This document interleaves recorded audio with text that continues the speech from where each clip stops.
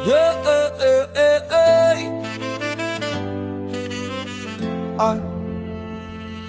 Meron akong karanasan na sa akin at panginig, isang horror na istorya na bangungot sa aking isip. Lahat ito ay nangyari hating gabig sa daldikit, dahilan ng pagkagiba ng kubo kong iniibig. Ngayon ko lang ikukwento, kayo sana ay makinig. Isang gabi noon at ang buhay maliwanag, merong isang magkasuyong nakituloy sa aking pugat. Sila raw ay bagong tanan at naligaw sa paglakad. Nakita ang aking kubo kaya doon ay napadpad.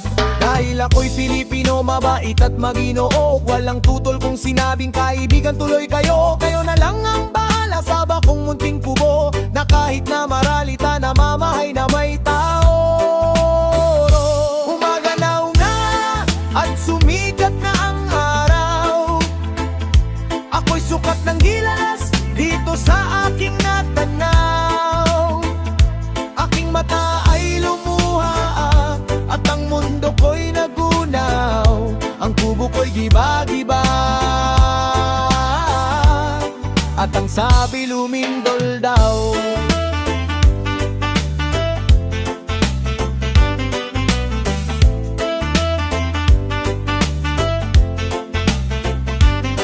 Sila'y aking pinakain, pinatulog, pinagpala, at sa apa kong munting silid sila'y aking pinahiga. Kay sarap sa pakiramdam ang tumulong ka sa kapwa, para ka nang nasa langit sa labis na pagkatuwa. At dumating ang hating gabi, ako'y biglang nagulantang, pagkat merong dumadaing sa wari ko'y nasasaktan. Pati itong aking kubo ay tila ba dumuduyan, tila yata lumilindol ang bulong ko sa isipan.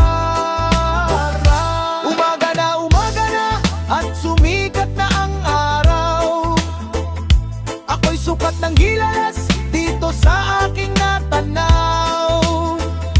Aking mata ay lumuha at ang mundo ko'y nagunaw. Ang kubo ko'y giba-giba at ang sabi lumindol daw. Ako'y hindi nakatiis, sinilip ang bagong tanan. Ako man din ang gilalas, nagulat sana pagmasdan. Anong kinis, anong puti, noon ko lang nasilayan. Parang Diyosa ang dalaga sa angking yang kagandagan. Anong laki at kay lusog noong kambal na papaya, na noon ay sinisisid ng lalaking parang sawa. At ang bukid na kuna nang ang sino mang makakita ay tiyak na manggigigil, parang mapaparalisa.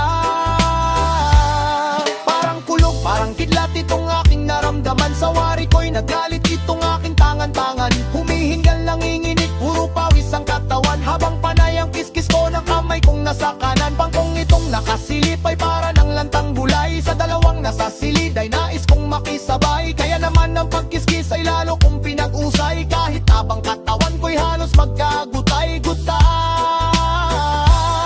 Ang sabi ko ay tama na, hindi ko na makakaya. Labis-labis na ang apat at panglimay, ayoko na. Ngunit kapag napagmasday naninigas na si Papa, ano naman ang gagawin kung ang gusto'y umisa pa?